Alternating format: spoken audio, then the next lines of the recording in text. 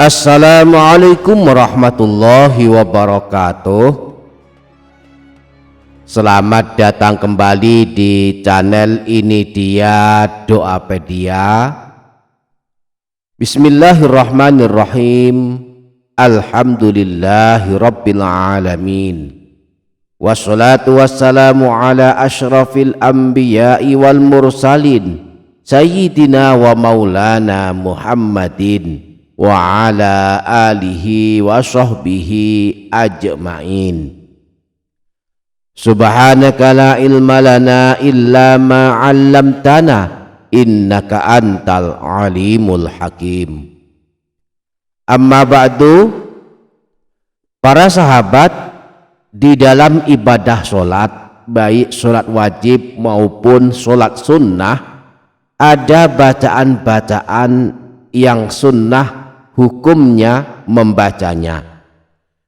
Salah satunya adalah membaca surah-surah pilihan setelah membaca surah Al-Fatihah.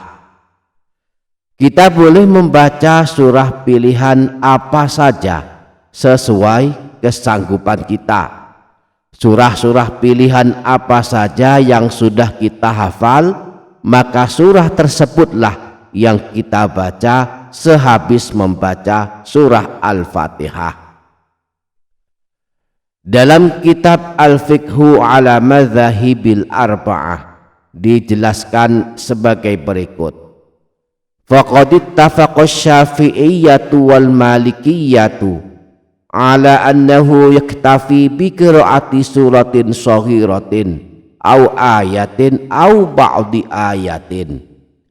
Para ulama mazhab Syafi'i dan mazhab Maliki telah sepakat bahwa setelah membaca surah Al-Fatihah dianggap cukup memenuhi kesunahan dengan membaca satu surah pendek atau satu ayat atau bahkan separuh ayat. Famata ata bihadza ba'dal fatihati faqad hasala aslus sunnah. Jika sudah membaca satu surah pendek atau satu ayat atau bahkan hanya separuh ayat setelah membaca surah Al-Fatihah, maka hal itu telah mendapatkan kesunahan. Meskipun diperbolehkan membaca surah pilihan apa saja setelah membaca surah Al-Fatihah, namun jika kita memiliki kesanggupan sangat utama meneladani Rasulullah dalam membaca surah pilihan setelah membaca surah Al-Fatihah. Misalnya saat menunaikan sholat subuh. Rasulullah ketika menunaikan sholat fardu subuh setelah membaca surah Al-Fatihah, beliau membaca beberapa surah pilihan, di antaranya surah Qaf dan surah At-Takwir. Surah Qaf berada di juz 26. Jumlah ayatnya ada 45 ayat. Di dalam mushaf Al-Quran ada sekitar 2,5 halaman. Sedangkan surah At-Takwir berada di juz 30. Jumlah ayatnya ada 29 ayat. Ada sekitar 1 halaman saja. Dua surah inilah diantaranya yang sering dibaca Rasulullah ketika menunaikan sholat fardu subuh. Di dalam hadis riwayat Imam Muslim yang bersumber dari Sayyidina Jabir bin Samurah, dijelaskan tentang bacaan surah pilihan yang dibaca Rasulullah ketika sholat subuh. Sayyidina Jabir bin Samurah berkata, kana yaqra'u fil fajri bi qaf wal qur'ani wa nahwiha, bahwa Rasulullah Shallallahu alaihi wasallam membaca surah Qaf wal Qur'anil Majid dan yang semisalnya pada saat menunaikan sholat fardu subuh. Rasulullah juga membaca surah At-Takwir dalam sholat subuh sebagaimana dijelaskan dalam hadis riwayat Imam An-Nasai yang bersumber dari Sayyidina Amr bin Huraith.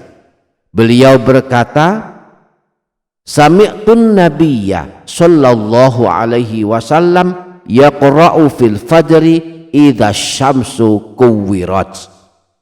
Aku mendengar baginda Nabi dalam salat subuh beliau membaca surah idza syamsu kuwirat atau surah At-Takwir. Tentu kita semua ingin mengikuti teladan Rasulullah Shallallahu Alaihi Wasallam membaca surah Qaf dan surah At-Takwir ketika menunaikan sholat fardu subuh. Namun di antara kita tentu tidak semua yang hafal dua surah ini.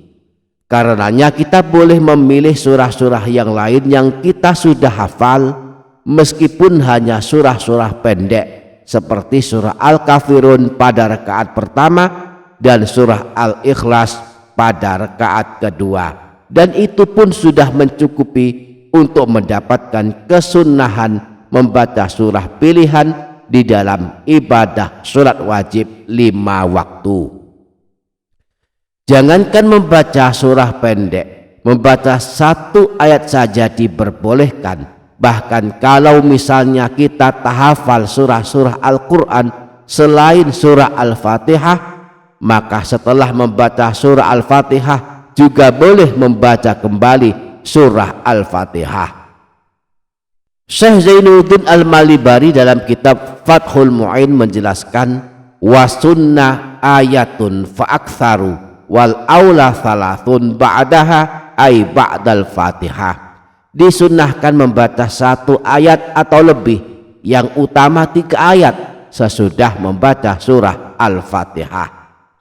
Wa yahsulu aslu sunnati bitikrari suratin wahidatin fir rakataini wa bi i'adatil Fatihati illam yahfaz ghairaha.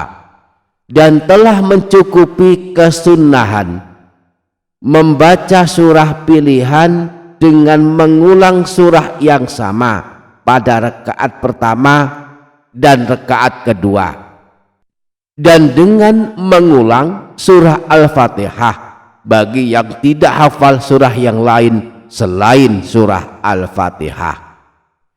Demikianlah surah-surah pilihan yang dicontohkan Rasulullah setelah membaca surah Al-Fatihah di dalam ibadah sholat. Jika kita mampu, sangat utama meneladaninya. Namun jika tak mampu, boleh membaca surah apa saja. Mudah-mudahan kita dapat mengamalkannya. Amin ya rabbal alamin. Demikian para sahabat, semoga dapat difaham, semoga dapat kita amalkan, semoga bermanfaat dunia akhirat. Kurang lebihnya mohon maaf.